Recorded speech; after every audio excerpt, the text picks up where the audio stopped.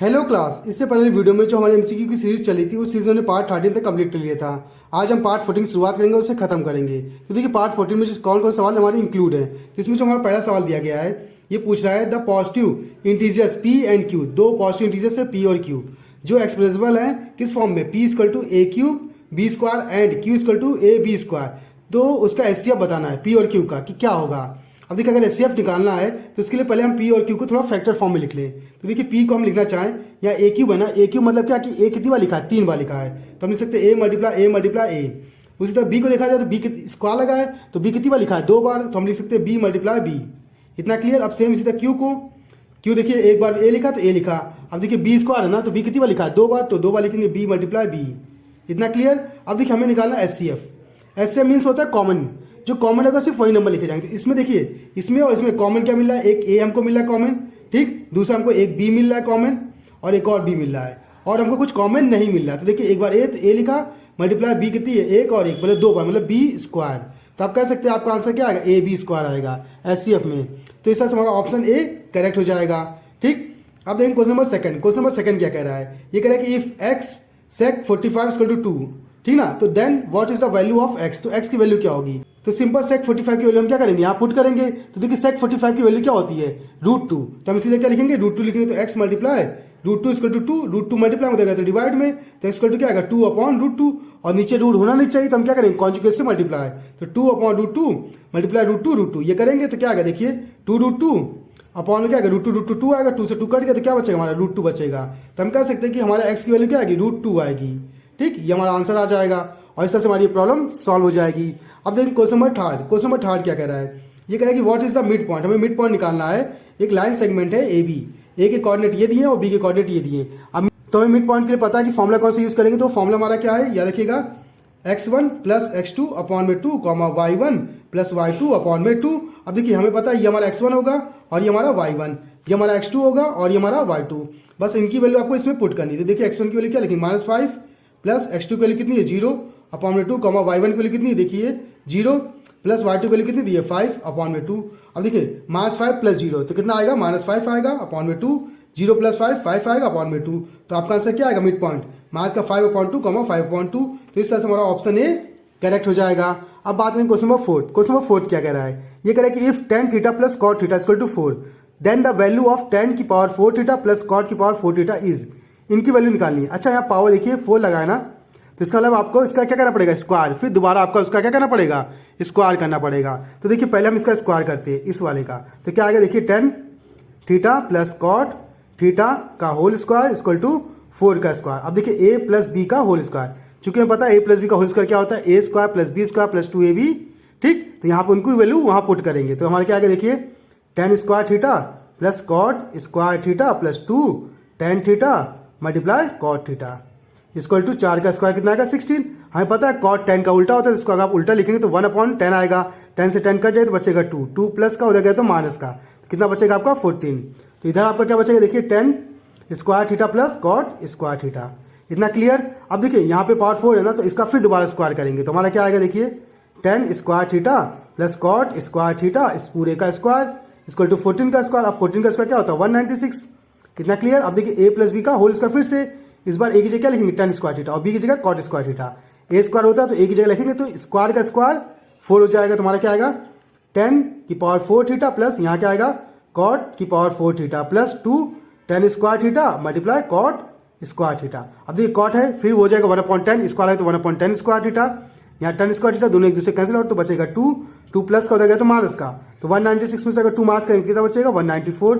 और इधर हमारा क्या बचेगा tan की पावर 4 थीटा प्लस cot की पावर 4 थीटा, और इस तरह से हमारा आंसर आ जाएगा। अब बात करेंगे क्वेश्चन नंबर 5 की। क्वेश्चन नंबर 5 क्या कह रहा है, ये कह रहा है कि in and AP if a कितना दिया 3.5, d दिया 0, n दिया 101, तो वैल्यू निकालनी है किसकी, an की। तो an का फॉर्मूला जान लेते हैं। an इक्वल टू क्या होता है, a plus n minus 1 d, ये होता है। a की वैल्यू कितनी दी है 3.5, तो रखिए 3.5 प्लस n की वैल्यू कितनी दी है 101 माइनस 1 और d की वैल्यू कितनी दी है 0। अब देखिए हमें पता है कि 0 किसी से मल्टीप्लाई करेगा तो 0 हो जाएगा, तो ये पूरी वैल्यू हमारी क्या हो जाएगी 0, तो बचेगा क्या 3.5। तो आप कह सकते हैं कि आपकी an की वैल्यू क्या आएगी 5 आ जाएगी। तो इस तरह से हमारी ये प्रॉब्लम सॉल्व हो जाएगी। अब बात है क्वेश्चन नंबर 6 की। क्वेश्चन नंबर 6 क्या कह रहा है, ये कह रहा है कि इफ ए इक्वल टू 900 और सिग्मा एफ डी कितना दिया -400 और सिग्मा एफ कितना दिया 100, then the value of X bar मतलब क्या, मीन। कैसे कह सकते हैं मीन, क्योंकि sigma F D, sigma F और ए ये हमारा फॉर्मूला होता है किसका, मीन का। लेकिन किसके लिए, एज्यूम वाले के लिए, क्योंकि हमारा ए क्या एज्यूम मीन है। तो हम मीन इक्वल टू क्या यूज कर सकते हैं, A plus sigma F D upon में सिग्मा एफ, यही हमने फॉर्मूला पढ़ा है। अब ए की वैल्यू कितनी 900, तो 900 रखेंगे, प्लस सिग्मा एफ डी की वैल्यू क्या -400 अपॉन में सिग्मा एफ की वैल्यू कितनी 100। 2 जीरो से 2 जीरो कट गया, प्लस मास क्या आएगा माइनस, तो 900 -4। अब इसमें मास करेंगे कितना आएगा 6, यहाँ बचेगा कितना 9 और यहाँ बचेगा 896 हमारा आंसर आ जाएगा, जो कि मीन होगा। ठीक, अब बात करें क्वेश्चन नंबर 7 की। क्वेश्चन नंबर 7 क्या कह रहा है, ये कह रहा है कि आ लेटर इज चूजन।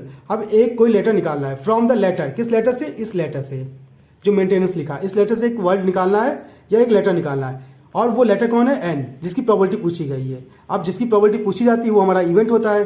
तो आप कह सकते हैं आपका इवेंट किसके लिए, एन के लिए। और एन इसमें कितनी बार है इस वर्ड में, तो देखिए 1 बार 2 बार 3 बार, तो 3 बार है, तो आपका इवेंट 3 हो गया। आउटकम, अगर आप आउटकम की बात करेंगे तो जिसमें से निकालते हैं तो पूरा वर्ड कितना, देखिए 1 2 3 4 5 6 7 8 9 10 11 आ गया। ठीक, अब हम निकाले प्रोबेबिलिटी ऑफ एन, तो हमें पता है इवेंट अपॉन आउटकम, इवेंट कितना 3, आउटकम कितना 11, तो आंसर क्या आएगा 3/11। तो इस तरह से हमारा ऑप्शन सी क्या हो जाएगा, करेक्ट हो जाएगा। अब बात करें क्वेश्चन नंबर 8। क्वेश्चन नंबर 8 क्या कह रहा है, ये कह रहा है कि इफ एन इवेंट, अगर कोई इवेंट है इज श्योर टू ऑकर, अगर वो इवेंट होगा ही होगा। ठीक है, बात समझिएगा, अगर वो कह रहा है कि इवेंट, वो इवेंट होना ही होना है, तो उसकी प्रोबेबिलिटी क्या होगी।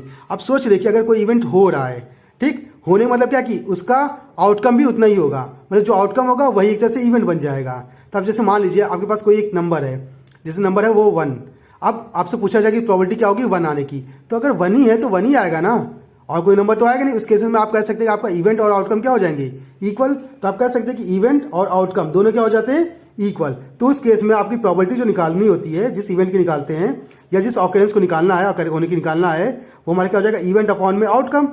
अब इवेंट हमारा देखिए और आउटकम दोनों इक्वल हैं, तो आप कह सकते हैं कि इवेंट अपॉन इवेंट दोनों कैंसिल आउट, तो बचेगा क्या 1। तो आप कह सकते हैं कि उसके ऑकरेंस होने की जो प्रोबेबिलिटी होगी वो क्या होगी 1 होगी। तो इस तरह से हमारा आंसर क्या हो जाएगा, बी ऑप्शन करेक्ट हो जाएगा। अब बात करें क्वेश्चन नंबर 9 को।